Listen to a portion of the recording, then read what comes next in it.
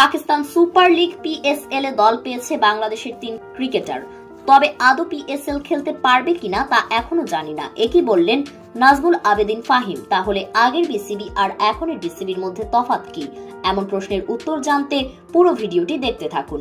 সোমবার লাহোর কেল্লা অনুষ্ঠিত হয়েছিল আসন্ন পাকিস্তান সুপার লিগের প্লেয়ার্স ড্রাফট, যেখানে বাংলাদেশের 39 ক্রিকেটারের মধ্যে 3 জন দল পেয়েছেন মাত্র। তবে সাকিব মুস্তাফিজের মতো 2 তারকা প্লেয়ারকে দলে নিতে আগ্রহ দেখায়নি কেউই।